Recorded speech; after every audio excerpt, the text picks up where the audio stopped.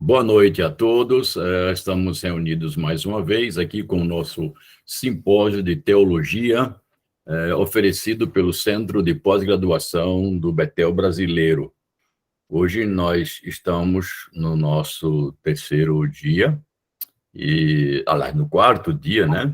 Já falamos sobre igreja local, gestão de igreja local. Depois falamos sobre missiologia, com o doutor Antônio José, que falou sobre a suposta inércia missional dos reformados no período de 200 anos, entre 1500 até 1700. E ontem ouvimos o doutor Daniel Charles Gomes falando sobre a importância da hermenêutica.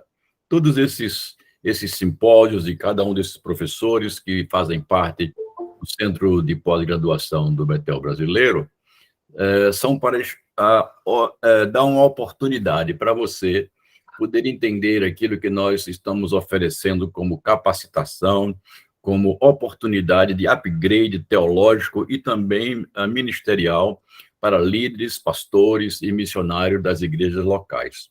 Todos os cursos do Centro de Pós-Graduação do Betel Brasileiro são cursos online, através de videoconferências como essa que você está participando, e em qualquer lugar do Brasil você vai poder assistir, ou através de aulas gravadas, né? Então, os simpósios, as palestras que foram dadas aqui, também estão gravadas e nós vamos colocar disponível para você que está conosco. Temos muito prazer em saber que você reservou esse período para ouvir um pouco mais sobre aquilo que nós estamos produzindo através dos nossos professores. Quero começar com um momento de oração. Pedir você agora que busquemos a presença do nosso Deus. Esse é um momento também espiritual, não simplesmente um momento acadêmico, mas também um momento de buscar sabedoria diante de Deus.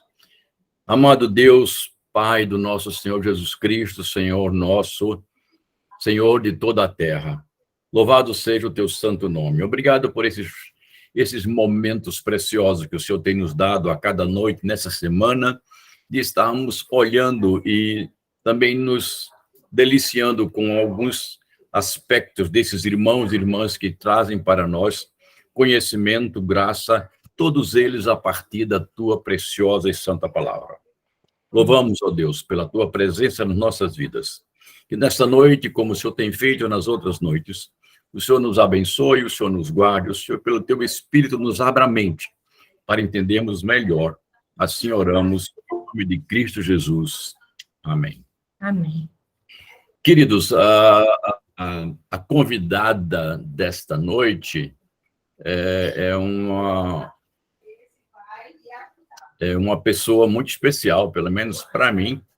Já conheço ela há muito tempo, vi o seu começo, a sua formação, o seu desenvolvimento, e é a doutoranda em ministérios, psicóloga, pós-graduada em psicologia, mestra em missiologia, com pós-graduação em missiologia urbana, tanta coisa que eu não posso nem agora, porque ela se capacitou tanto para servir o reino de Deus, mas é uma pessoa humilde, que tem servido a Deus, que tem dedicado a sua vida, e às vezes até de uma maneira sacrificial, para trabalhar no cuidado de missionários. Ela tem dado o seu tempo, muitas vezes, olhando famílias de missionários que estão com dificuldade. Ela teve também um período de experiência de missões transculturais na África, onde passou cerca de 2 anos, e agora é professora do Betel e também faz parte da comissão brasileira de pessoas que estão juntas, capacitadas para cuidar, para ajudar missionários, famílias de missionários e pastores e outros que estão com dificuldade nesta área emocional, nessa área de impacto cultural, toda essa linha do comportamento. Então, é com muita alegria que eu tenho a Verônica Farias conosco aqui, vai falar sobre esse tema de adoecimento emocional, e a prática pastoral. Verônica, boa noite, Deus lhe abençoe, a palavra é sua. Boa noite, obrigada, pastor Sérgio. Muito bem, hoje a nossa abordagem, ela vai mais por esse caminho do subjetivo, do psicológico, do emocional. No entanto, nós vamos costurar, não é, o nosso saber nessa área, o nosso conhecimento e até as nossas dúvidas com as escrituras, com aquilo que as escrituras, a palavra de Deus e os pensadores nessa área teológica nos orientam. Então, será essa disciplina que nós vamos hoje tentar fazer uma síntese do conteúdo dela. É uma disciplina de uma semana, não é? Ou um pouco mais. Então, o que nós vamos ver aqui é apenas pontuações sobre o que vamos abordar com mais profundidade na disciplina que se chama Dinâmicas da Vida Psicológica e Espiritual do Obreiro. Eu vou passando os slides, tá? De maneira que vou fazer uma exposição, mas sei que nós vamos ter aí um tempo depois para perguntas e observações sobre o conteúdo e etc. Então, você pode, por favor, registrar aquilo que lhe chamou a atenção no seu caderno, e ao final da exposição, então, a exposição será corrida, não é? Dando aí seguindo a ideia lógica aqui da aula e do conteúdo, e depois, então, aquilo que te chamou a atenção para questionamento ou observação, nós podemos dedicar um outro tempo. Então, eu dividi esse conteúdo em duas questões norteadoras. A primeira, por que tanto adoecimento psíquico, emocional em nossos dias? O que é que tem impulsionado esse fenômeno mundial? Embora Deus tenha me chamado primeiro, né, a priori, para trabalhar nos meus primeiros anos de vida cristã e de vida missionária, na evangelização, na plantação de igreja, no fortalecimento da liderança local, em treinamentos, em projetos para a cidade, essa questão do humano, da constituição humana, mental e integral, sempre me interessou. As questões sociológicas, as questões da cidade, da cultura, sempre me chamaram a atenção, desde sempre. E, na verdade, eu iniciei um curso de psicologia aos 17 anos. Foi a minha única escolha para a universidade, na época, ao terminar o ensino médio. E até hoje continuou sendo, não é, uma escolha que depois eu voltei aos 30 anos para terminar, depois de ter feito o seminário teológico. Então, eu não consigo desvencilhar, quando eu estou falando, por exemplo, da missão de Deus, e daquele que faz a missão de Deus também, nós, os obreiros, de uma forma geral. Vou usar essa nomenclatura porque ela vai abranger pastores, líderes locais, missionários nacionais e missionários transculturais. Então, todos nós somos servos e obreiros.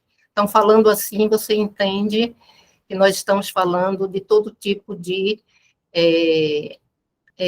classificação que nós possamos ter aqui na igreja, não é, sobre pessoas que servem a Deus.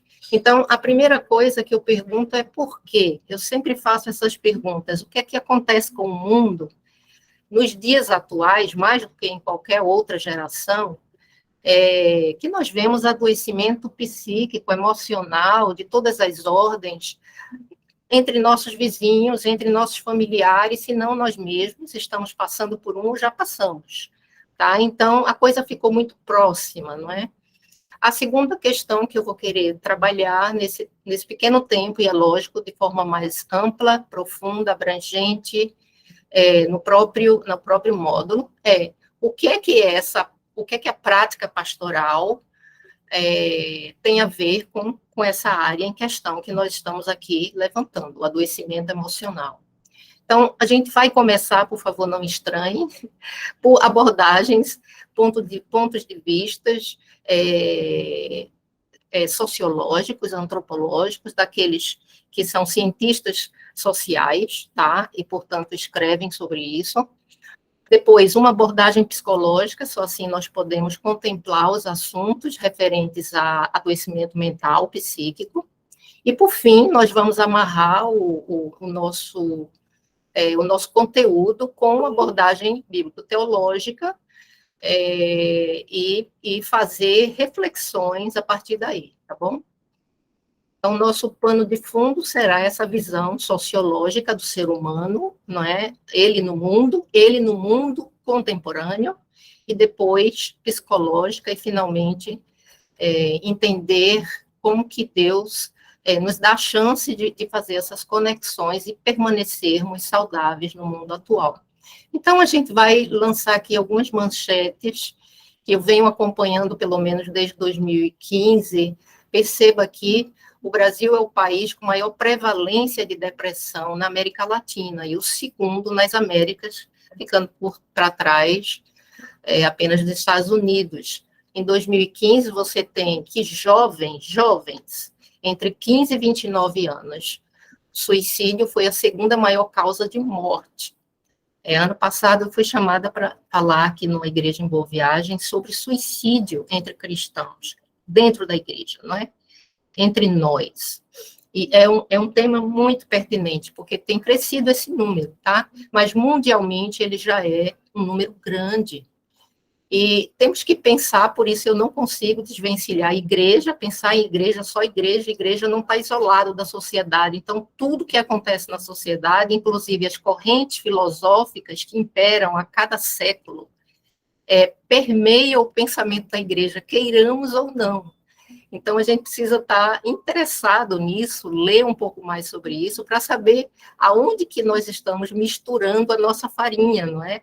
Com conteúdos que vêm de fora, com pensamentos deste século. E aqui a OMS, a Organização Mundial de Saúde, diz que em cada 100 pessoas, né, 15 com a doença da depressão põe fim à sua vida, tentam um suicídio. Então, isso é possível entre cristãos? Não só possível, como factual, né? Nós temos vários casos de pastores que se suicidaram nessa última década. Números um pouco mais atuais, saindo aí de 10 anos atrás, vamos chegar aqui mais 2021, 2022. O Brasil continua liderando o ranking da depressão e ansiedade na América Latina, ou seja, nada mudou. Então, o quadro se agravou na Covid, é claro, onde a gente teve um aumento de 113% dos casos de ansiedade, tá? Aqui a gente vai ver um outro tópico que eu vou abordar na nossa matéria, no nosso módulo, que é o burnout, além da depressão e da ansiedade, que já é uma casadinha bastante perigosa e desmotivadora para o Ministério, é claro, e que promove prejuízos, não é? Às vezes, nos campos missionários, eu tenho tratado vários missionários à distância, né, online, semanalmente, com casos de depressão. Então, quando eles não estão num nível alto de depressão, ainda é possível mantê-los lá a partir de uma aproximação, de uma abordagem, melhor dizendo, à distância, né, onde nós temos as sessões semanais e eles também procuram um psiquiatra sob minha orientação. Então, aqui a gente tem o Brasil é o segundo país, tá? Agora, pensando no espectro mundial, afetado pelo burnout, apenas atrás do Japão. Dá para pensar isso? Nós somos o país que mais tem pessoas esgotadas por causa do trabalho. Burnout é um termo usado tecnicamente na medicina, na psiquiatria, na medicina do trabalho, para referir-se ao esgotamento total do ser, tá? E por isso, a licença médica. Aí daí nós temos segundo em casos de depressão, como a gente já viu. Então, o que nós podemos ver é que na última década nada mudou, o número só aumenta, e nós continuamos assumindo os lugares mais altos do ranking. A igreja está longe disso, a igreja está alheia não, está, digamos, sem ser afetada por isso, obviamente que não. Então, continuo tratando pessoas cristãs e pessoas que estão um pouco mais adiante nos campos missionários, em depressão, em burnout, em crises, em transtornos de ansiedade e etc. Aqui, durante a pandemia, só para a gente completar, o Brasil é o país que mais tem casos de ansiedade. Eu passei aqui. Certo? E, em segundo lugar, a Irlanda, depois os Estados Unidos. Então, quem liderou os casos de ansiedade e depressão na pandemia, segundo essa pesquisa feita pela USP, entre 11 países, foi o Brasil, por incrível que nos pareça.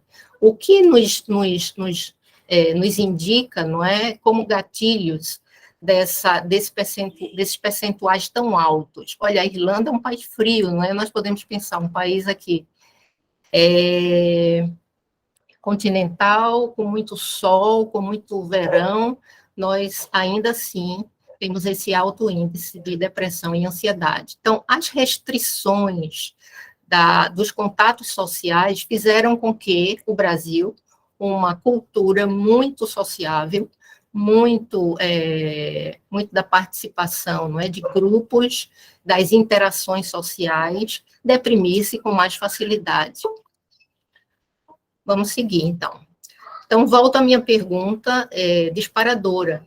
Por que tanto adoecimento? O que está impulsionando esse fenômeno? Então, agora sim, nós vamos começar a ter um painel aqui de pano de fundo, não é, sociológico, do que tem acontecido nos últimos séculos. Não vamos pensar a coisa de modo tão imediato. O que nós vemos hoje é fruto dos 2, 3 últimos séculos, a formação de um sujeito, não é, que foi se fragilizando a partir de uma série de fenômenos sociais que atravessaram tais séculos. Então, a relação do ser humano com os elementos essenciais para manter a saúde e o equilíbrio orgânico e mental mudou drasticamente em pouco mais de meio século.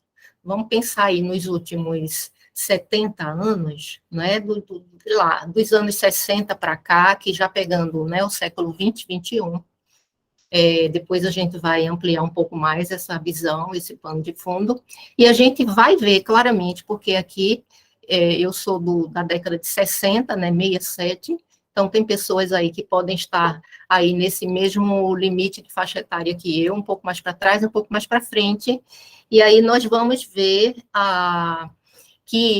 vamos lembrar como era a nossa sociedade na infância. Eu posso dizer que a sociedade na infância, a minha sociedade, era diferente, tá? Nós tivemos o advento, não é, do surgimento e do crescimento muito rápido das tecnologias, não é, e das mídias sociais. Então, isso nos últimos 70 anos, né? Então, a gente vai perceber que isso, por si só, já provocou uma série de fenômenos que nós encontramos e que os estudiosos vêm trabalhando ao longo das décadas, né, os estudiosos da sociedade, das ciências sociais. Então, a gente vai ver, por exemplo, que tempo e espaço, trabalho e vida privada são eixos que, outrora, funcionavam de maneira mais estática. Se tinha apenas um trabalho quase a vida inteira, não é? Em décadas passadas. Se morava praticamente na mesma redondeza, no mesmo bairro, muitas vezes na mesma casa. As marcas eram mais previsíveis, não é? Tudo tinha uma maior previsibilidade. Não é? Então, isso nos dava um senso de equilíbrio, um senso de controle sobre o universo, não é, em que nós vivíamos. E as instituições eram muito mais bem demarcadas. Elas tinham significantes que passavam de geração em geração. Se falava em igreja, o significante era o mesmo. Para aquela geração passada, da avó, da mãe, tá? Agora, quando nós falamos em igreja, nós temos que pensar de que igreja estamos falando, não é? Então, os significantes variam, você entende? Essa parte simbólica do nosso cérebro conecta uma só palavra a diversos significantes. E isso nos dá um senso de, peraí, de muita flexibilidade, de muita abertura, e de coisas que vamos falar mais adiante, eu não quero adiantar, né, os slides, mas que traz um senso, pelo contrário, agora de insegurança. Nós não temos tanta segurança sobre o que nós estamos falando. A nossa comunicação já se tornou um pouco fluida. Então, esses elementos essenciais que trago aqui, apenas para iniciar o nosso pensamento sociológico sobre tudo que tem acontecido, que essas esferas, o que é o homem, né? Quando ele foi formado ali no Gênesis, né, na descrição do Gênesis, nós vemos que imediatamente o Senhor os apresentou aquilo que deveria ser o mandato cultural deles, o trabalho deles para com a natureza, a relação deles um para com o outro, não é? As leis, que era permitido, que não era. Então, estava tudo muito bem delineado. Espaço, até aqui você pode ir, até aqui você não pode, porque é o meu espaço, é o espaço divino. Até aqui você pode saber, até aqui você não pode mais. Então, de alguma maneira, esses elementos, mesmo a partir da queda, continuaram sendo balizadores das sociedades até a modernidade, até a era moderna. Tá? Então, no nosso módulo, nós vamos aprofundar um pouco nós vamos revisitar, é claro que vocês todos já leram sobre isso, já escreveram sobre isso e tudo, mas vamos revisitar um pouco a era moderna para entender a era em que nós estamos vivendo e os frutos dessa era, tá? Alguns autores teóricos, não é,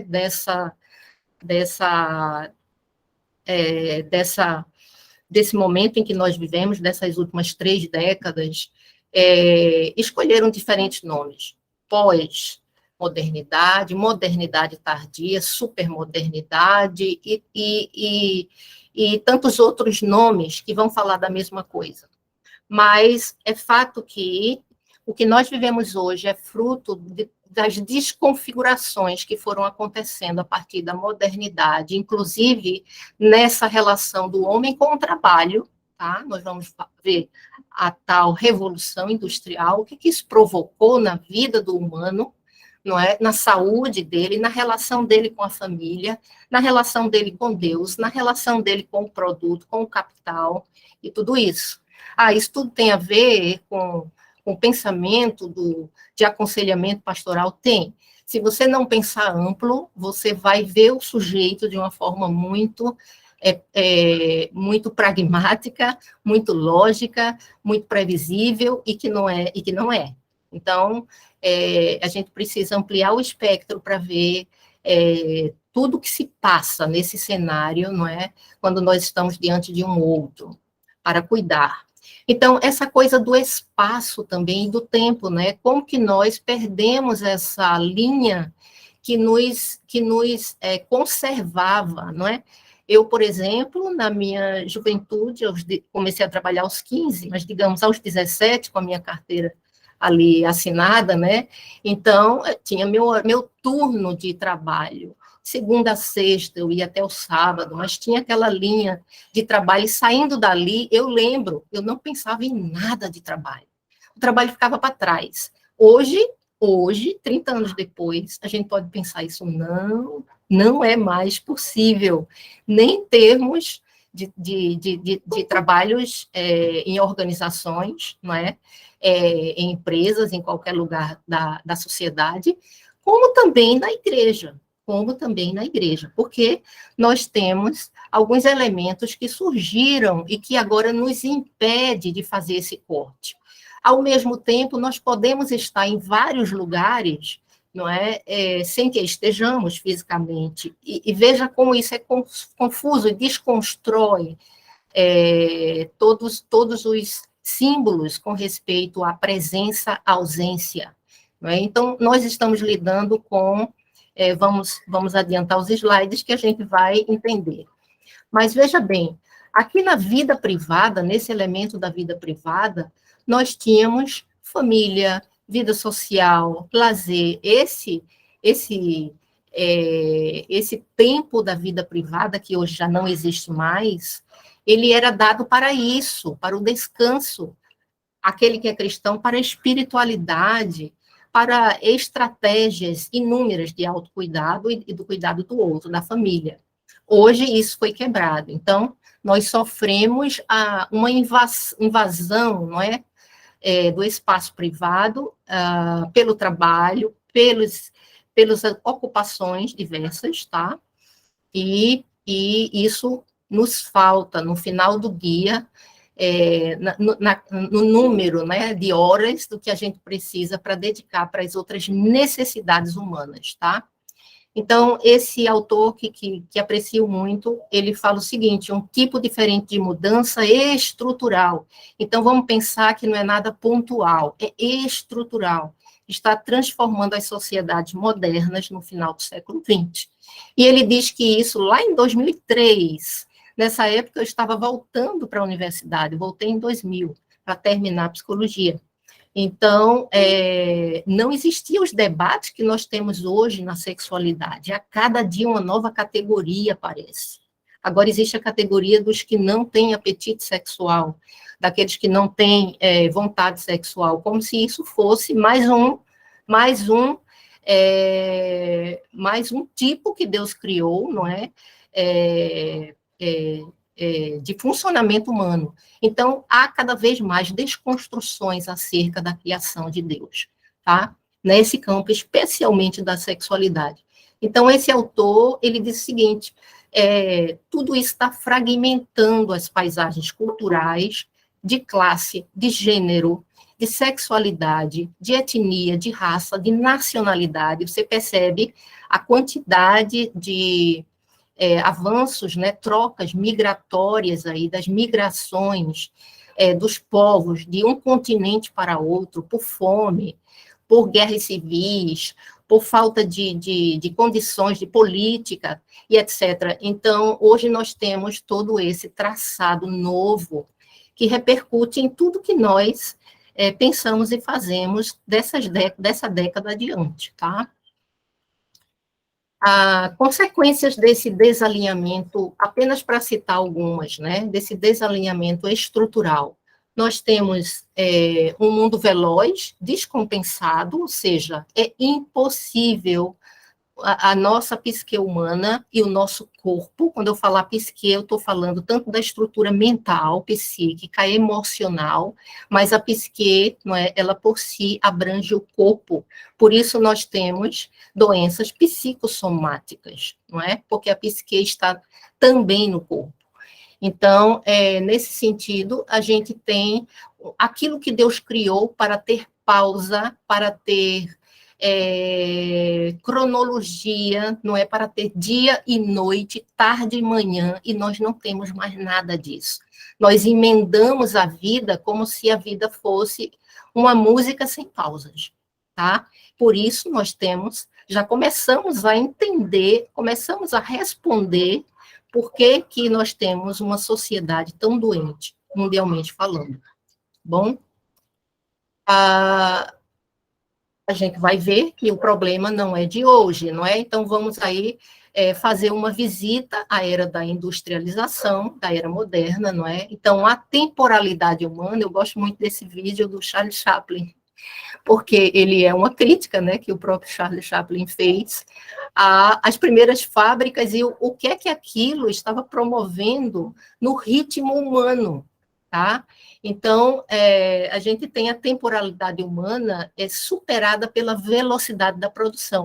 Não basta mais a criatividade, não basta mais você se pôr como sujeito naquilo que você está criando, não. Agora é tudo igual, é uma produção em série, você só precisa repetir aquilo que o outro está fazendo, e assim as primeiras fábricas foram contratando, né, milhares, centenas de pessoas, para fazerem uma parte o parafuso do carro, outra parte a porta, outra parte, e essa fragmentação do todo começou a existir.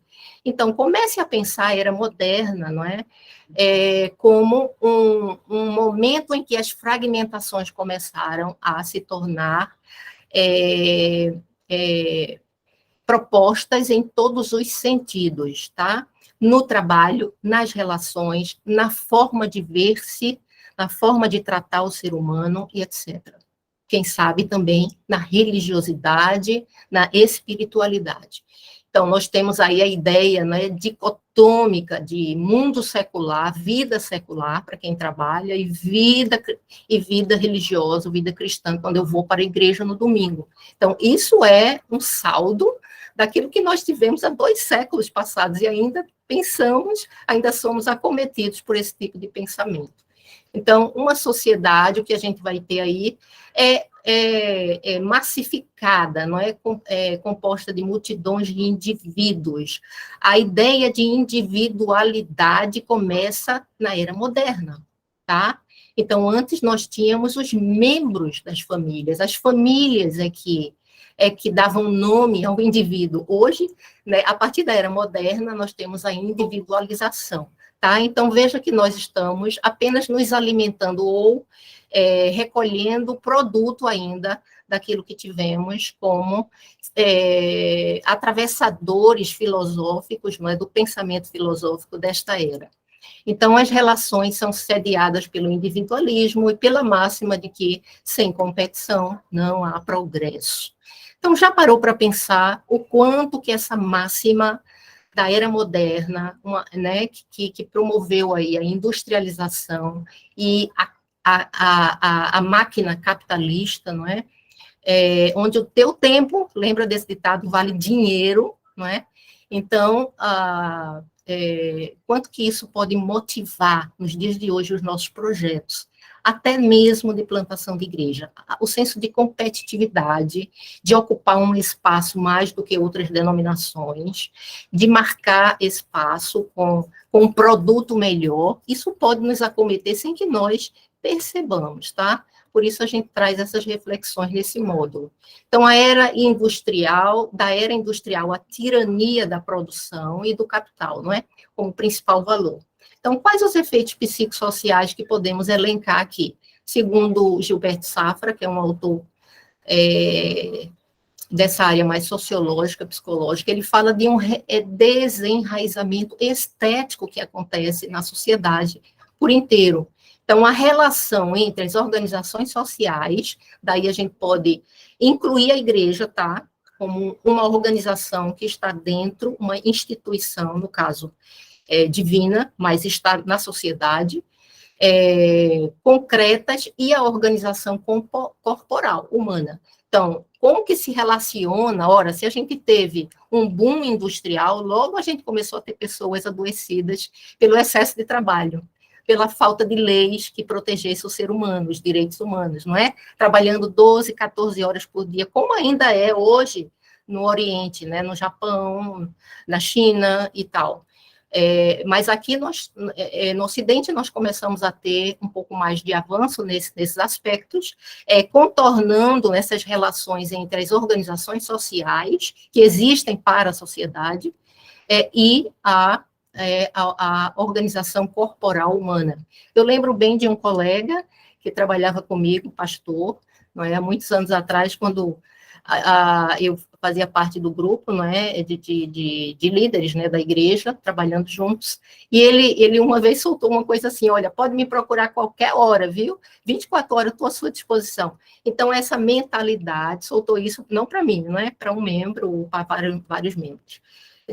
Então, essa mentalidade é o que nós colhemos desse tipo de tirania da produção, que entra dentro da nossa relação com a missão, como se nós não percebamos, não tivesse chance de perceber, tá? Então, isso é um perigo para a saúde. Hoje nós temos muito mais, não é, pastores e líderes que estão no topo, não é, dos departamentos e ministérios da igreja, muito adoecidos, muito cansados, muitos em burnout, tá? Por conta dessa falta de equilíbrio. Então, desenraizamento ético, tá? Ele vai falar também, remete o sujeito às situações originárias vividas pela falta de cuidado e respeito à sua existência. Então, o que Gilberto Safra está nos levando a pensar é que na sociedade, de um modo geral, é óbvio, ele não pensou em igreja, mas aqui nós fazemos a aplicação também ao nosso recorte eclesiástico, né, e das relações institucionais. Eu posso lhe dizer que trato de muitos missionários, hoje, não é, e sempre nesses últimos 10, 15 anos, que reclamam das relações institucionais, a relação com a instituição enviadora, seja a igreja ou seja a própria agência missionária. Isso porque muitas vezes não há um diálogo, não é? E não há uma harmonização do que se espera, das expectativas, dos limites, não é? De produção, e quando que isso pode ser chamado de produção? Não é? De maneira pragmática, como é que a gente vai conversar sobre isso, sobre números, sobre resultados? É tão complicado, não é? No nosso meio, mas é disso que o Safra está falando de uma maneira mais geral, tá? Então, da missão, daquele mandato cultural lá de Gênesis, ao adoecimento, e eu acrescento, a idolatria. Muito dos nossos adoecimentos emocionais têm a ver com os nossos vieses idólatras, com os falsos ídolos que vão entrando no nosso cotidiano, tá? Mesmo como cristão ou como obreiro nessa nomenclatura mais geral, e não percebemos.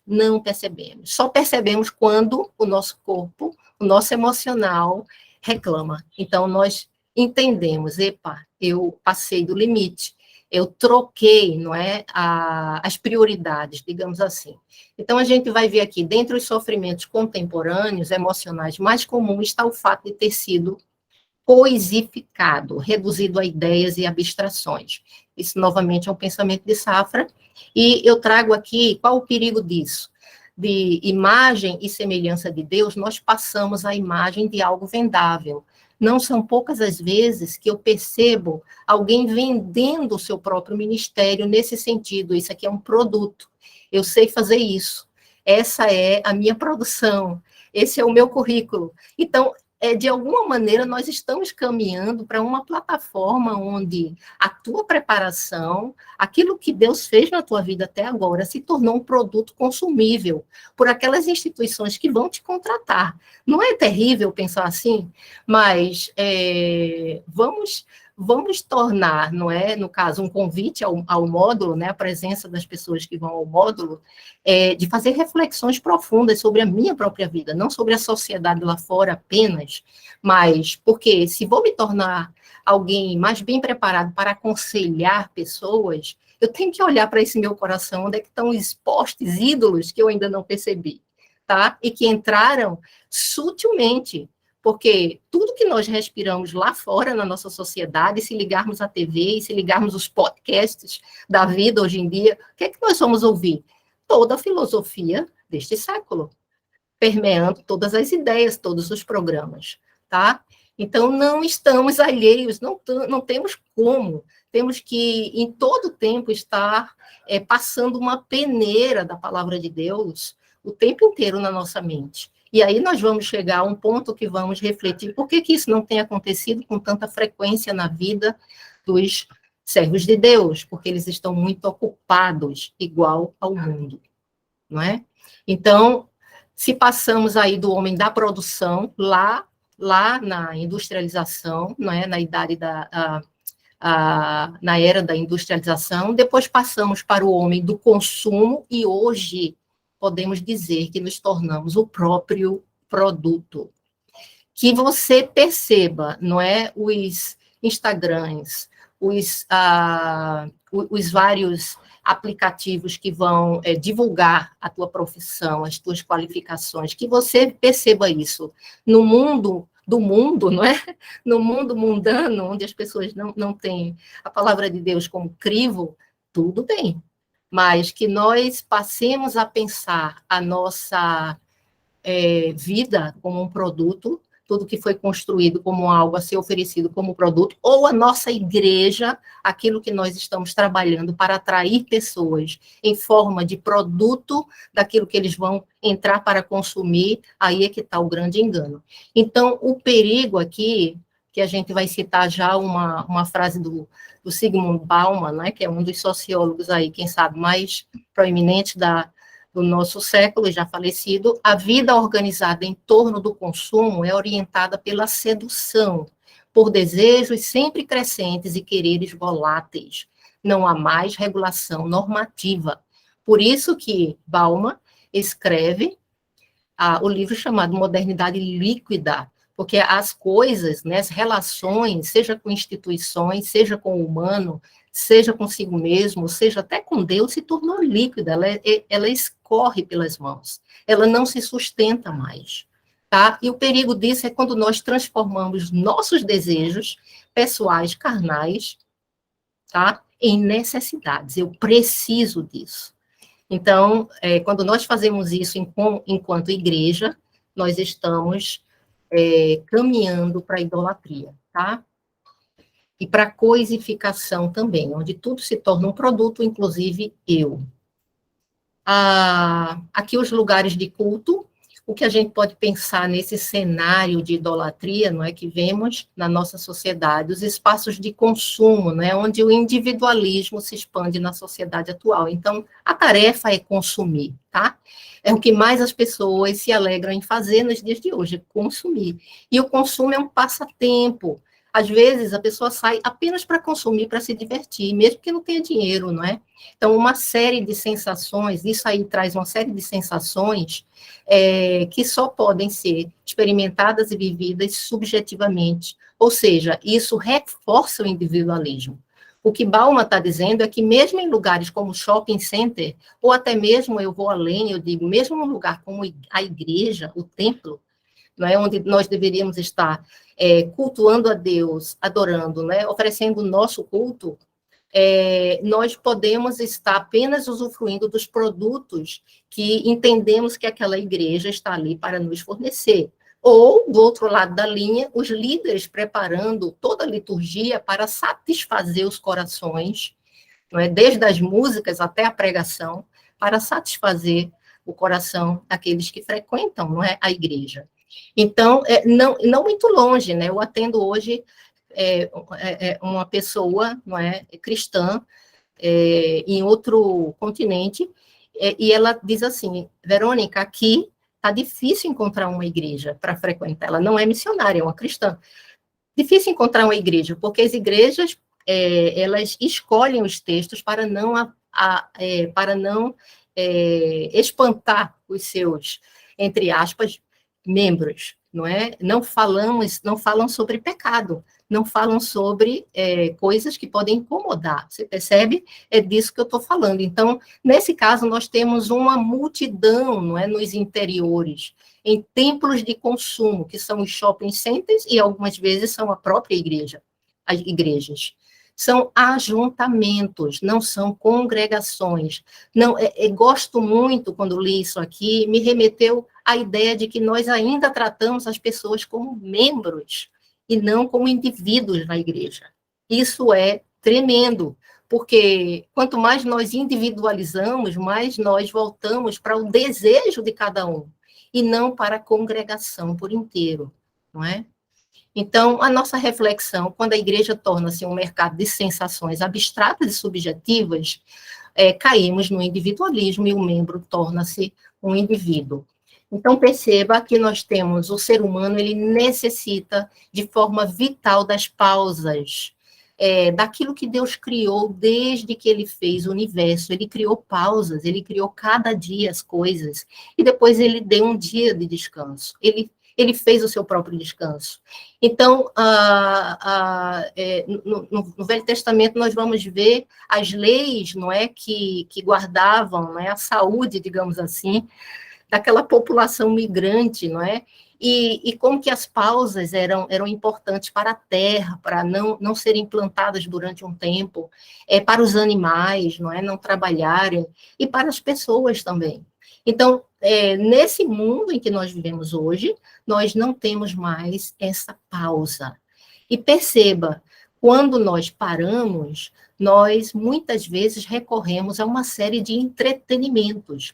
Entreter não significa parar. A palavra entreter já quer dizer, eu estou colocando algo no lugar do trabalho, mas que também é uma atividade. O entretenimento é uma atividade. Então, se eu vou ver filmes, se eu vou ver séries, se eu vou ver qualquer coisa de entretenimento, eu não estou parando conforme a orientação de Deus, tá? Essa pausa, esse sábado, esse descanso, Deus propôs para deixar tudo e entrar em contato unicamente com ele neste dia, tá? Então, o corpo demanda, e aqui quem fala não é um cristão, de organizações rítmicas, temporais e espaciais. E é tudo isso que nós perdemos desde a modernidade até a pós-modernidade. Então, com o desenvolvimento das redes, de comunicação em massa, o que nós temos é a superficialidade cada vez maior e a obscuridade da identidade do sujeito. São selfies. Selfies, você não sabe mais quem está do outro lado. São selfies, são imagens. São imagens vendíveis, Eu vendo a minha melhor imagem, eu posto aquilo que é aquilo melhor que é para ser visto, para atrair os likes, para atrair o outro, tá? Então, nessa era que nós vivemos, e não podemos deixar de refletir sobre tais atravessamentos na nossa mente, no nosso funcionamento enquanto humanos, tá? Nós temos, sim, um mundo fragmentado, que Bauman vai chamar de modernidade líquida, se referindo à pós-modernidade. O Ricardo Barbosa traz essa reflexão, os valores e as tradições que davam algum sentido e ordem à vida e à sociedade estão desaparecendo.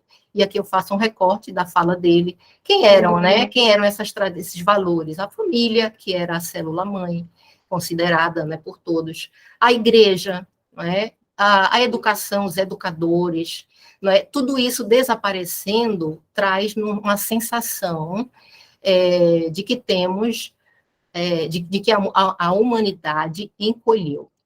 Então, quando nós pensamos no encolhimento da humanidade, nós não estamos falando da diminuição demográfica, não, nós estamos falando da humanidade que há em nós, como imagem e semelhança de Deus. Nós só podemos ser considerados seres humanos quando nós nos consideramos imagem e semelhança de Deus. Nesse diálogo, da criação, daquilo que Deus propôs desde a criação. Ser humano, ele disse, é ser isso que eu criei aqui, tá?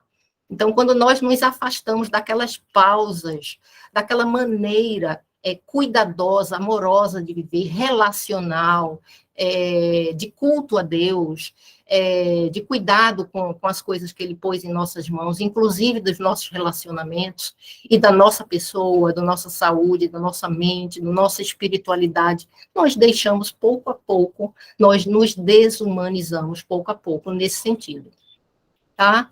Então, vamos lá, aqui, o que é que nós podemos entender como tendências, O excesso. Nós estamos nos excedendo em tudo é um excesso hoje em dia. Você vai tirar uma foto, você não tira mais 12 fotos, como na minha juventude, até pouco tempo a máquina, os seus filmes, eram de 12, de 24, limitando as suas possibilidades. Hoje não existe isso. O ilimitado, ele entrou no nosso universo de tal maneira que é como se isso tudo tivesse em competitividade com Deus. Deus é que é ilimitado, nós não. Mas isso nos faz pensar com os nossos cartões de créditos, por exemplo, que temos uma capacidade ilimitada de consumo. Ou com tantos remédios fortalecedores e tantos rejuvenescedores do organismo, podemos pensar que temos uma vida ilimitada. Não temos. Então, tudo isso é uma grande mentira deste século, fazendo-nos pensar que somos iguais a Deus.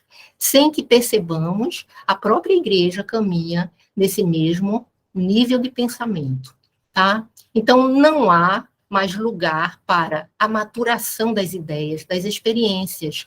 Um dia emenda-se com o outro, com tragédias que nós vimos a todo tempo, a cada segundo, nas redes sociais. Nós não temos tempo para descansar e maturar sobre aquilo que aconteceu uma hora antes, porque outras coisas já engoliram a nossa mente. É disso que nós estamos falando aqui. O tempo subjetivo é atropelado, e aí nós temos uma coisa que é muito natural hoje em dia. As pessoas estão sempre dizendo, eu estou cansada, eu tenho um cansaço, eu acabei de tirar férias, estou exausta. Então, esse cansaço crônico tem a ver com o celular que me acompanha até a cama, para ver as redes sociais na hora de dormir, não é? E vou dormir muito tarde, porque vou me entreter com aquilo, vou passar da hora. E depois o celular está na minha cabeceira para quando eu acordar, ser a primeira entidade que eu vou consultar, se é que podemos dizer assim, no meu dia, não mais a Bíblia, não mais o Senhor, não mais o Espírito. Então, isso nos acometeu como coisa do cotidiano, tá? Faz parte do cotidiano. Então, e essa cobrança demasiada de que a gente pode sempre fazer algo mais e assumir mais um papel, não é verdade? Então, as relações mediadas pela mídia, tá, que se tornam cada vez mais superficiais, e, finalmente, identidades híbridas, como trabalha bem o Stuart Hall e o Gilberto Safra, assim como o Bauman, né? Então, aqui a gente vai ter, identidade se tornou uma celebração móvel, formada e transformada continuamente de acordo com as formas interpeladas pelos sistemas culturais que nos rodeiam. Então, isso nos faz ter que nos reinventar a todo momento de acordo com o que se demanda. Isso é muito perigoso para a estrutura psíquica, muito perigoso. A única coisa... Isso aqui nós teremos discussão em grupo, é claro, no nosso módulo, não aqui. A única coisa que pode nos barrar nesse sentido e nos dar um alicerce, uma âncora, é a palavra de Deus, porque ela nunca muda. São as escrituras, é o próprio Deus, a revelação dele, que é imutável. Então, isso nos dá uma ideia de que tem algo nessa vida que não muda, que não me faz cambiar todo o tempo, tá? Aqui nós vamos ver no módulo também, aqui eu vou só jogar para vocês enquanto título, nós vamos ver os adoecimentos principais, adoecimentos emocionais, tá? Então vamos ver as síndromes depressivas, ansiosas, maníacas e psicóticas também. Por quê? Isso pode acontecer de eu encontrar isso no meu gabinete pastoral? Pode, sim. E seria interessante que você soubesse identificar quando você tem, né, uma possessão e quando você tem um surto psicótico, por exemplo, não é? Ou alguém que está deprimido patologicamente, ou alguém que está apenas triste, não é? Por um evento na sua vida. Tá? Depressão e suicídio, vamos falar abrangentemente, colocando aqui apenas para demarcar nesse público de hoje, que é um desequilíbrio. A depressão é uma doença, significa um desequilíbrio neuroquímico no cérebro, tá? Provoca deficiência no nível de alguns neurotransmissores, como serotonina, noradrenalina, dopamina. O nosso cérebro, ele recebe esses neurotransmissores diariamente do nosso corpo, tá? Que são produzidos. E daí, quando isso baixa, esses níveis baixam, a depressão aparece, seja qual for o motivo.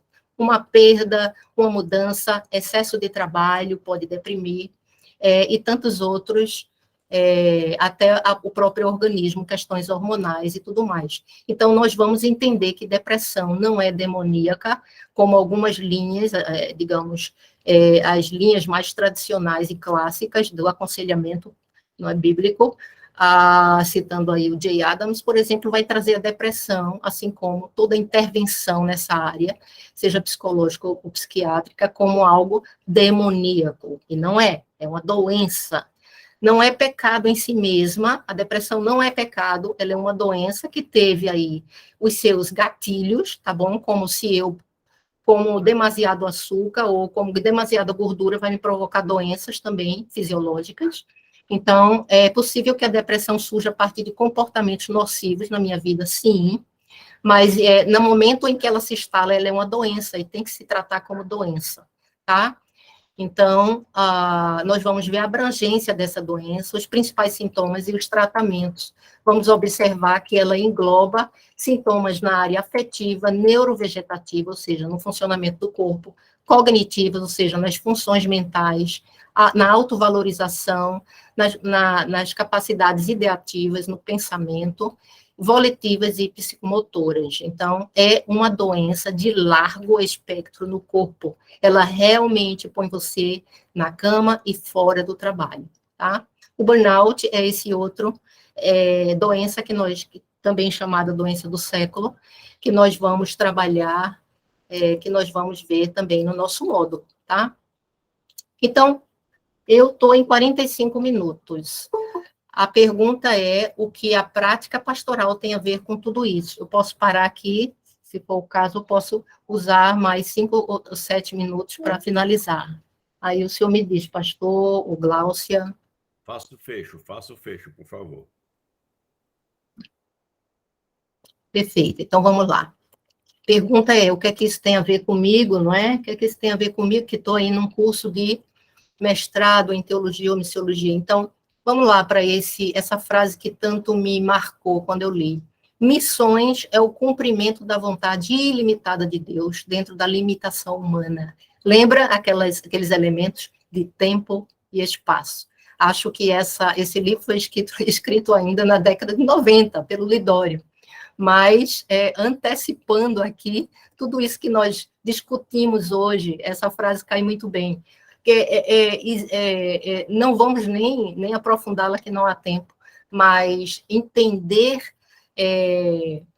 o elemento ilimitado em tudo que Deus promove no contraponto da nossa limitação humana, tá? Então, é isso que nos faz seres saudáveis. A gente entender, relembrar para nós mesmos, para os nossos egos famintos de eternidade, não é? Famintos de permanecer, não é? De sucesso até, entendermos que nós somos seres limitados em todos os aspectos. Gosto desse autor que fala que nós somos curadores feridos, tá? Então, o chamado, ele nos convida a considerar a eternidade e a grandeza da missão de Deus e do Deus da missão, ao mesmo tempo que encarar a nossa própria finitude, limitação, vulnerabilidade física e emocional. Não há nenhum ser que não seja vulnerável a uma depressão, por exemplo, tá? Então, a gente não pode pensar que tais vulnerabilidades pertencem a uma classe inferior de descuidados, né, quando nós entramos no gabinete pastoral, por exemplo. Nós temos que entender que esse sujeito, essa pessoa que está na nossa frente, adoecida, ela é tal qual, da mesma natureza que eu. Logo, né, num pensamento lógico, também eu posso adoecer, tá? Então, eu tenho que tomar cuidado comigo, como Timóteo diz, tem cuidado de ti mesmo, Paulo disse a Timóteo, para poder você fazer um bom ministério. Então, a gente precisa entender essa questão, voltar à integralidade do ser, nada de dicotomias, nada de fragmentar as coisas, tá? Vamos começar a olhar as coisas por inteiro. Então, quando o Senhor Jesus traz esse trecho, não é? Ali narrado em Lucas, amarás o Senhor teu Deus de todo o teu coração, de toda a tua alma, de todas as tuas forças, de todo o teu entendimento, aqui está o sujeito por inteiro. Então, se temos que amar a Deus desta maneira integral, não podemos nos relacionar com a vida ou com a igreja, não é? Com o ministério, como se fosse, até mesmo com o nosso trabalho, não é, profissional lá fora, como se fôssemos fragmentados, uma parte é espiritual, uma parte é emocional, essa parte aqui não tem a ver com a espiritual, não, temos que ver tudo por inteiro, tá? Então, se há uma coisa que a modernidade nos ensinou, foi a dicotomizar as coisas, então vamos fazer agora o caminho inverso. Pensar com clareza sobre saúde ou doença emocional, é necessário enxergar o ser humano por inteiro. Não há doença emocional sem que haja comprometimento e impacto nas demais esferas da existência desse sujeito, dessa pessoa. Então, para adoecer emocionalmente, a pessoa, naturalmente, ela já adoeceu em suas relações consigo mesma, com o meio e com Deus. Tá?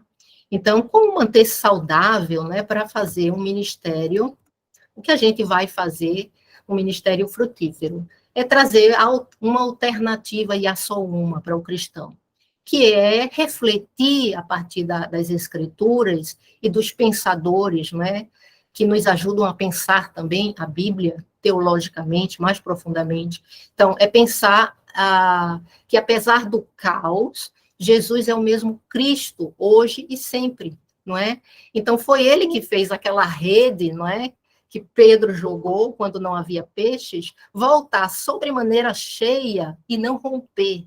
Então, é nesse sentido que podemos pensar que hoje, embora fragilizados e fragmentados por tudo isso que nos acomete na sociedade contemporânea, o tipo de vida que vivemos, é Deus, é Jesus ainda que cuida, não é? E que mantém a nossa rede, digamos assim, com saúde suficiente, com capacidade suficiente através do poder dele, não é? Do espírito dele que habita em nós, para que o pânico, a depressão e toda desestruturação social e emocional não afete a nossa espiritualidade.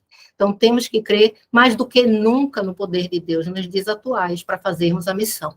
Revisitar nossa origem na Imago Dei, ou seja, o vínculo relacional que baliza a nossa missão e o nosso ser é o próprio Deus e a própria imagem, essa extensão dele para conosco, como imagem e semelhança dele. Recuperar a ética no sentido do ethos, da morada, a ética como abrigo, tá? Nesse sentido mais largo da palavra ética, na relação diária com o Cristo vivo e a sua palavra. Então, a ética cristã, segundo Ricardo Barbosa, é a forma como os cristãos representam, vivenciam, experienciam e externam Deus na criação, tá? Então, a busca por uma reforma espiritual seria uma primeira proposta, e aí eu falo para cada um que ouve a minha reforma espiritual, tá? Porque nessa nova religião, não é? O que se busca, essa nova religião, que esse novo modo de vida, modus operandi do mundo, é o bem-estar, não é? Ele tornou-se uma paixão. Todo mundo quer buscar o seu bem-estar, não é?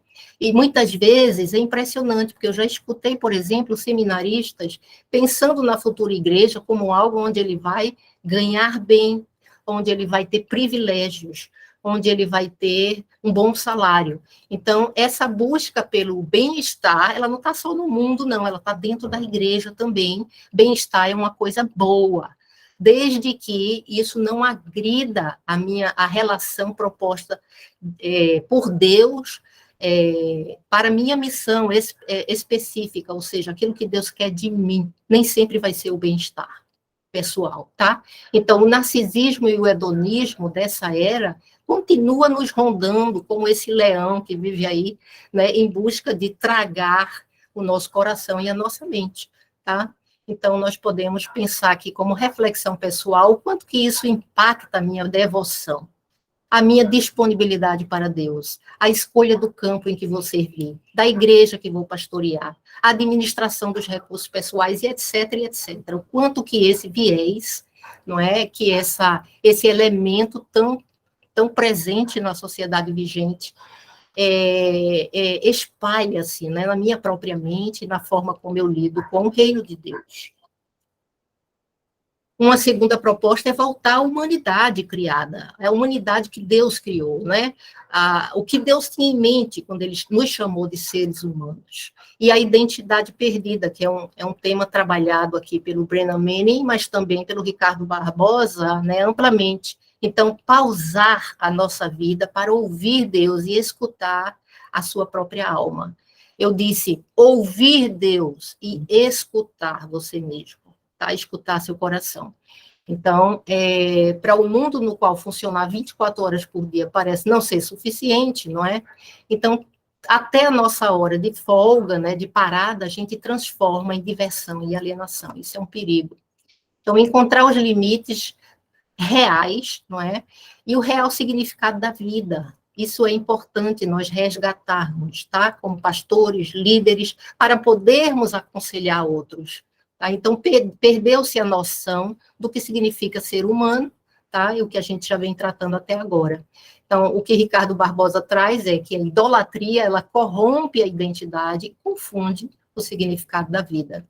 E aqui nós temos as referências, não daquele campo sociológico, psicológico, não pus aqui para não cansar, mas apenas dos autores que nós vamos ter textos para desfrutar no nosso módulo, que vem aí o Martin Lloyd Jones, o John Piper, o Richard Foster, Ricardo Barbosa, o Carson, o Peter Scazzero, que tem se tornado um escritor interessante aí nessa década, Robert Clinton, Zach, não sei se é Wise, não sei pronunciar, o Wayne Cordeiro, que trouxe um livro muito usado hoje em dia, Andando com o Tanque Vazio, para pessoas com burnout, o Lidório, o Henry Nouwen, o Brennan Manning, e mais outras pessoas que estão escrevendo bem na nossa época. Aqui nós terminamos.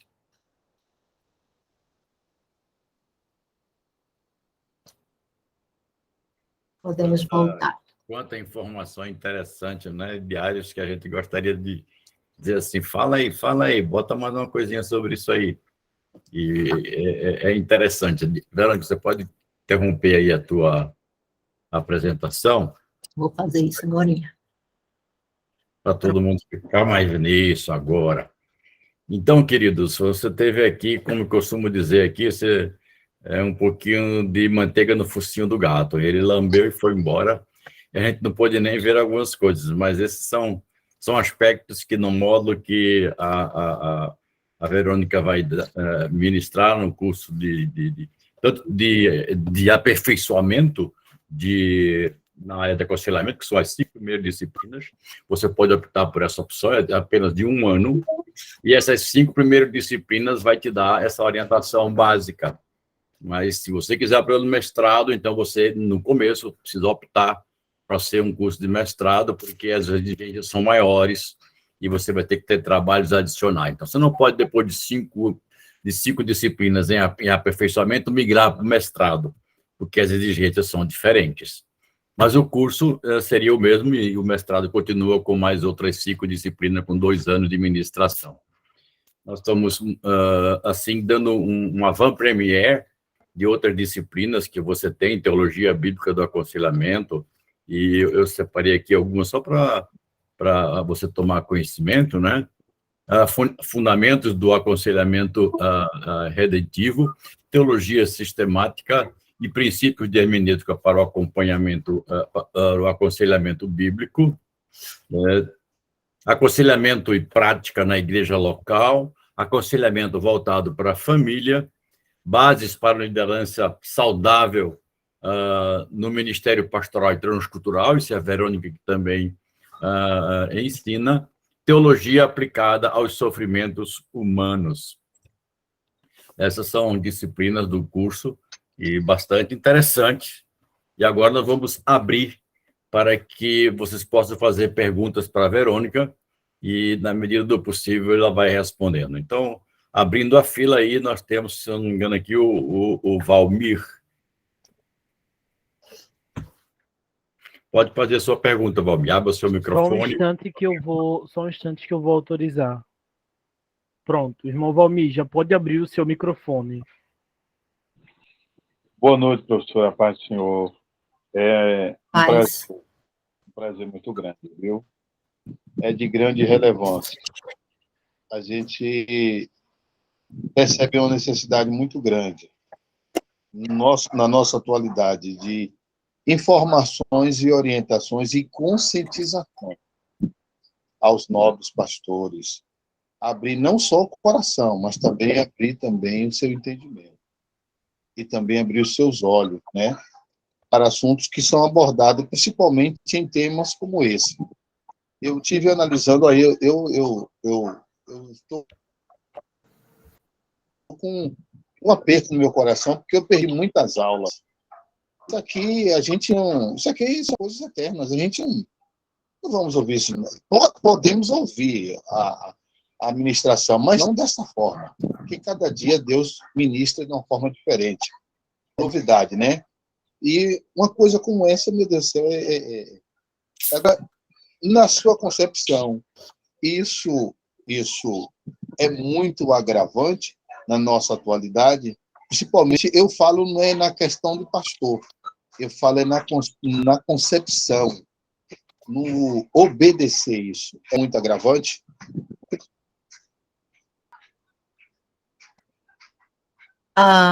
Bom, Valmir, tudo bem. O que você, não sei se você me pergunta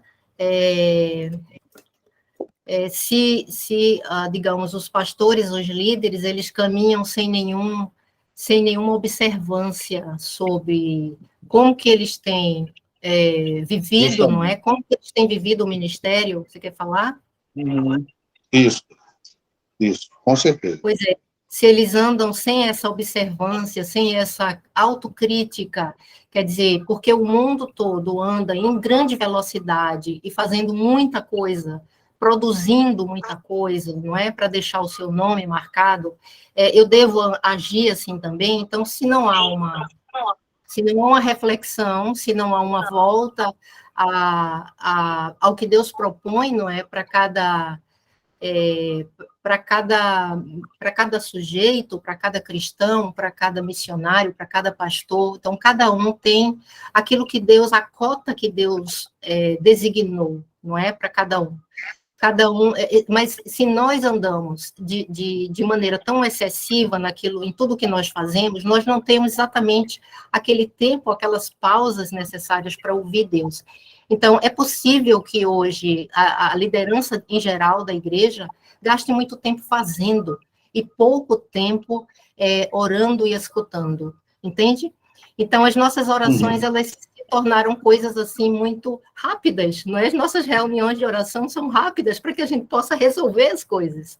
Então, esse é o grande perigo desse século, é nós tomarmos a mesma velocidade que o carro anda, tá? Pensar que a igreja, ela está sempre num contraponto, não é? Ela é supracultural nesse sentido da Bíblia, das Escrituras, da observância à Bíblia e às Escrituras. Então, ela torna-se um elemento, né, que está presente na sociedade, uma instituição, mas que está acima da cultura nesse sentido de não encharcar-se de tudo que provém dela. Tá? De absorver sem nenhuma observância, sem nenhuma crítica. Então, creio que os pastores, os líderes, eles devem demarcar bem na sua agenda o tempo com Deus. Isso seria um pequeno passo que já seria um grande antídoto. Eles não devem deixar de tirar férias, por exemplo, porque não é para o meu bem-estar.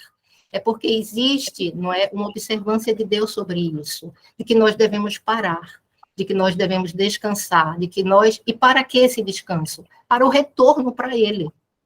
Está entendendo? Porque quando nós estamos ocupados, nós não estamos integralmente para Ele, mentalmente, emocionalmente, e a nossa alma não está na escuta dEle.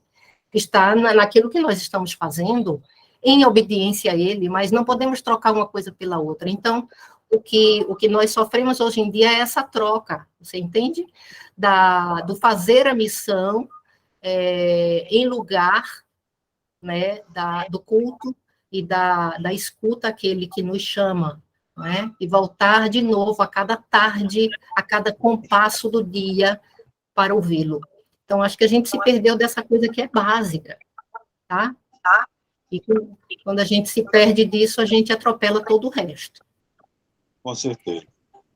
Eu fiz missiologia em 2003, na Missões Horizonte, Camanducaia, Montes Verdes, Minas Gerais. E eram uns assuntos que eram muito abordados na sala, principalmente para nós que sofrem aquela questão do choque da cultura, do lugar, dos conceitos sociais das pessoas, da localidade que a gente vai firmar, estabelecer igreja. E Sim. Um dos pontos mais fundamentais era justamente essa questão do lado pessoal do obreiro, do pastor, do missionário. Porque nós não somos Deus.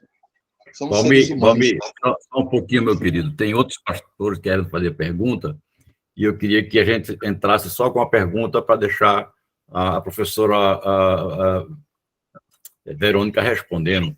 Tá bom? Tá bom, meu querido? Tá bom, pastor. Obrigado. Eu entendo. É porque é muito bom. É verdade. Eu passo aqui a palavra para o Guilherme e depois para o Claudio Honor.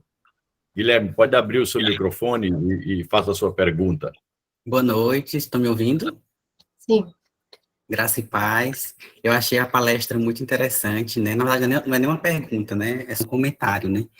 Que como, né, a nossa palestrante falou, nós vivemos uma sociedade e temos uma vida muito acelerada, né? E com isso, nosso tempo, ele acaba se tornando limitado e nós nos vemos obrigados a estar sempre disponíveis, né? Porque como a doutora falou, antes, né, há algum tempo atrás, as pessoas saíam do trabalho e o trabalho ficava lá, né? E hoje em dia é diferente, né? Com as redes sociais, com a tecnologia, né? Nós saímos do trabalho, mas nós não temos acesso ao nosso WhatsApp, temos acesso a e-mails, né? E as pessoas não param, né? Então, assim, alguém me mandou uma mensagem sobre o trabalho, às vezes você se sente na obrigação de estar respondendo aquela mensagem, mesmo após o horário desse trabalho, né? Então, as redes sociais e a tecnologia nos fazem ficar antenados a todo tempo. E acaba que nós não há um horário para o trabalho e também não há um horário para o ministério, né, dentro da igreja, né, porque também nós sentimos essa necessidade de também estar sempre disponível para a igreja, né, para o ministério que nós atuamos dentro dela, né, e nós não estabelecemos limites, né, então não há uma hora de descanso, não há uma hora para nós termos momentos a sós com Deus, né, acaba que isso a gente vai deixando de lado, né, e vai ficando a escanteio, né, em razão dessa sociedade que nós estamos vivendo hoje, né, como a doutora Verônica falou, nessa sociedade líquida, né, que Bauman já mencionou, né, em sua obra. Queridos, eu vou pedir que quando você levante a mão, você faça uma pergunta e sem acrescentar aquilo que já foi falado, senão a gente não vai conseguir chegar. Mas o Claudio Honor, faça a sua pergunta, por favor. Obrigado, professor. Parabéns aí, eu estou maravilhado com essa ministração. Obrigado, professora Verônica, aí, pela oportunidade. A minha pergunta é sobre, na verdade, mais como um aconselhamento. Quando a senhora falou a respeito do descanso, a necessidade de parar, um pastor amigo meu disse que Deus fez todas as coisas, mas o descanso ele santificou.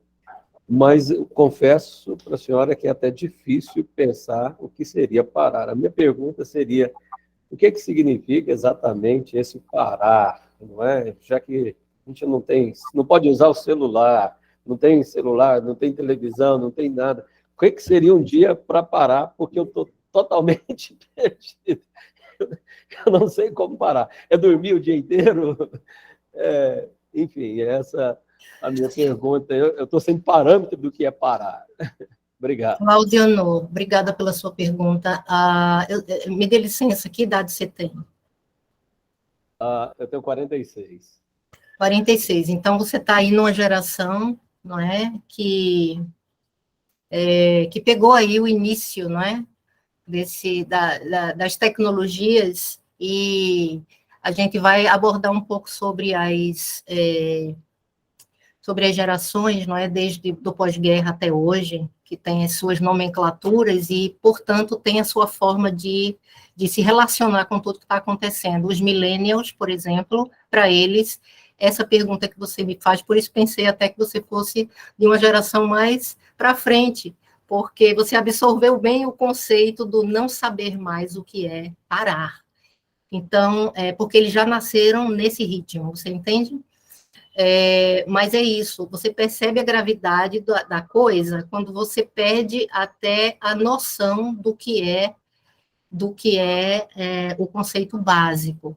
A nossa relação com Deus, ela só se dá nesse âmbito profundamente, não é? Porque quando ele estabeleceu o descanso, não é? Aquela pausa semanal, sem falar das outras, não é, que acontece ao longo dos anos e da vida, ele estabeleceu para isso, não é? Então, para nós entendermos que naquele dia é ele quem supre, nós não trabalhamos, não é? Aí nós já quebramos um poste ídolo, que é, se eu não trabalhar, eu não ganho, não é? Se eu não trabalhar, eu não tenho em casa, não. Deus prometeu aquele dia como sendo um dia em que ele provê, tá? Quando você está obedecendo a ele. É um dia em que eu me conecto de corpo, alma, espírito, e tudo que há em mim, não é? Eu busco a Deus. Quando eu silencio as tecnologias, eu não ligo a TV, por exemplo, no domingo, eu não recorro ao WhatsApp, tá? Eu desligo lá, deixo ele lá quietinho, não deixo ele fazendo plim, plim, plim, plim toda hora para me chamar a atenção. Quando eu silencio diante de Deus, nossa, então Deus nos alimenta com a voz dele. Deus nos alimenta com a presença dele apenas, tá? Então, parar, significa desligar-se de tudo que este mundo está te oferecendo, como entretenimento, tá? Entreter-se, parar para se entreter não é parar, no conceito bíblico e divino, tá bom? Então, significa assim, silenciar, significa voltar a mente para Deus, desconectar-se dos programas, de tudo que você tem que fazer naquele dia, tá? E dar importância máxima àquilo que você pode receber de Deus ou dar a Deus naquele dia, oferecer para Ele do seu coração, entende? Então, é nessa esfera que nós estamos falando, e é nisso que o homem descansa. A alma só descansa nisso, tá? Ela fica cansada quando ela não para. Bom, não sei se te respondi, mas a coisa é bem abrangente, se você fizer parte dos módulos, a gente vai aprofundar essa questão. Foi uma ótima Essas questões Obrigado, professor. São estimulantes, principalmente para você que é pastor e trabalha de domingo, né? Entende o domingo como um trabalho, você precisa dessa parada, sem dúvida nenhuma. Diego, você pode abrir seu microfone para fazer a sua pergunta. Paz e graça. Eu vou ser mais direto, doutora. Duas questões. A senhora citou o Balme, inclusive está na minha lista de espera aqui de livros para ler. E tem 2 livros dele que falam do relacionamento líquido, né, amor líquido e medo líquido. Na questão do relacionamento, hoje em dia você vê um distanciamento entre ovelha e pastor, principalmente em grandes centros, em grandes comunidades, grandes igrejas. O pastor tem cada vez menos ou pouco tempo de ter um relacionamento mais pessoal com um membro, como antigamente, numa igreja pequena, a gente tinha um relacionamento. Aí eu lembrei da frase do Chesterton, que antigamente nós nos reuníamos numa mesa para cantar, hoje uma pessoa prefere cantar no microfone, porque no microfone é mais bonito. Então perde aquele relacionamento de estar com pessoas. Então, como um pastor de um grande centro pode lidar a respeito de ser um pouco mais pessoal com suas ovelhas, conhecer elas pelo nome, saber, vamos dizer, algumas necessidades de cada um. E a segunda questão é do medo.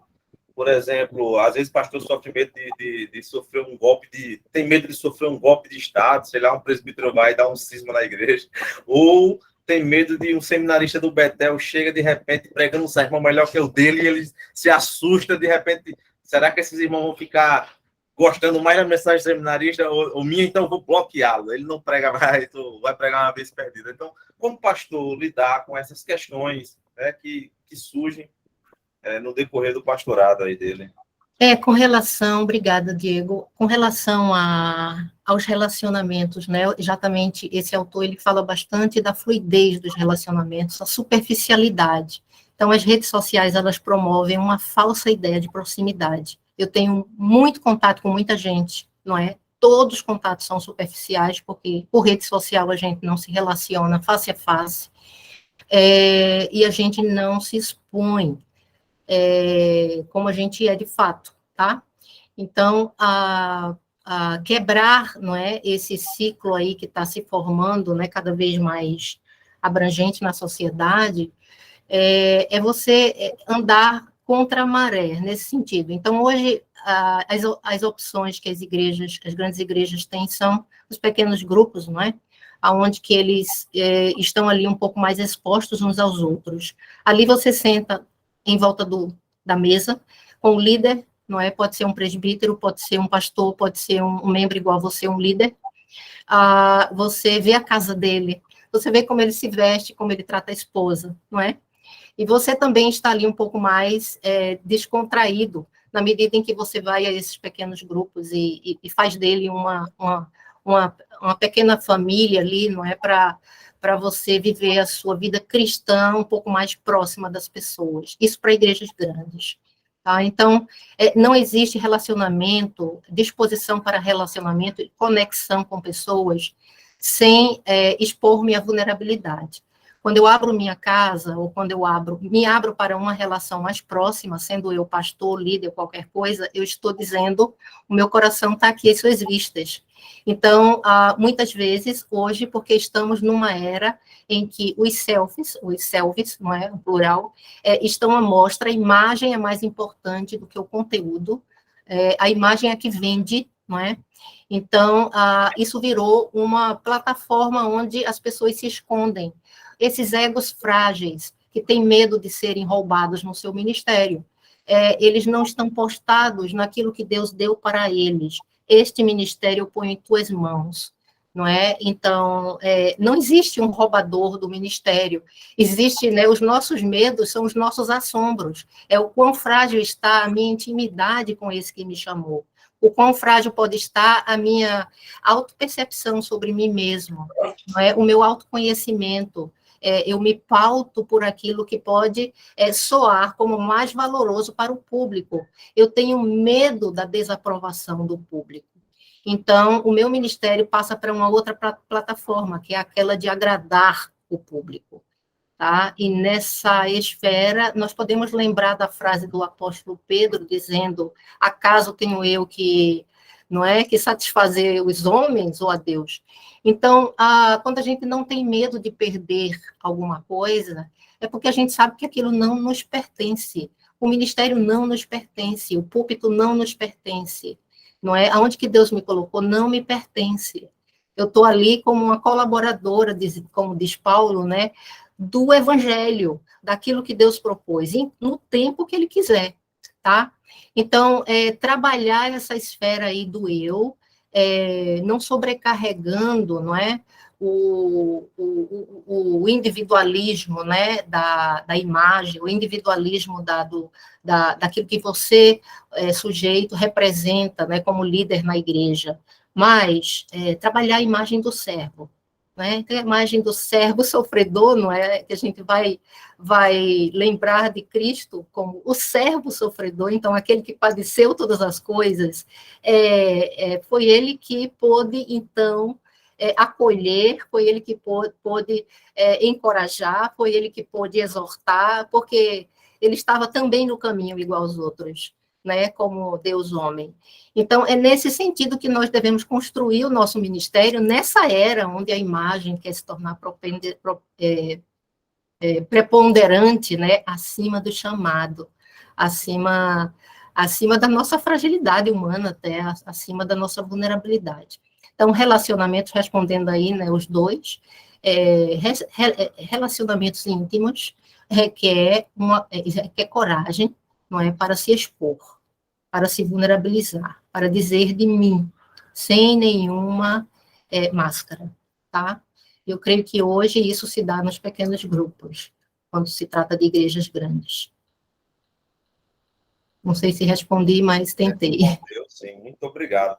Por nada. Muito bom mesmo, completo. Mais alguém?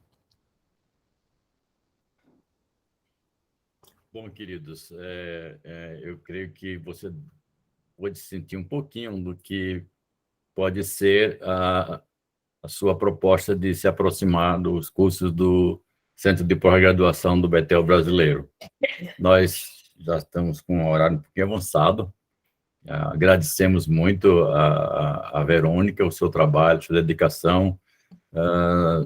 Um esmero ouvir Verônica falar, tão da propriedade, e você não pisca nem o olho, dizendo, um pouquinho disso, mas um pouquinho daquilo. Sem dúvida nenhuma, você que entrar para conhecer um pouco mais sobre como aconselhar adequadamente, segundo as Escrituras, e usando esse ferramental que Deus deu ao seu dispor, que está aí, que é o conhecimento humano que a gente pode utilizar, não como solução, mas como ferramenta para chegarmos à solução, que é a palavra de Deus. Nós não discutimos hora nenhuma que a palavra de Deus é onde vamos encontrar as verdades absolutas e as reais soluções para todos os anseios de adoecimentos e necessidades do ser humano, porque a nossa sede é sede de Deus, é sede da palavra de Deus. Isso só vai ser satisfeita com a palavra de Deus. Mas como ministrar isso? Essa é a proposta do curso de pós-graduação em aconselhamento. Você pode conhecer um pouco mais dos nossos cursos do Centro de Pós-Graduação no nosso Instagram, aqui fazendo propaganda da coisa, que não é gente, é do curso. Você pode ir lá e procurar um pouco mais ou conversar com a Gláucia, né, através do nosso e-mail, pós-graduação betelbrasileiro@gmail.com.br, você encontra @.com, não tem BR, você encontra nosso e-mail e também o nosso Instagram, que estão lá. Amanhã nós temos a nossa última palestra, que agora vai ter o doutorando Jorge Noda.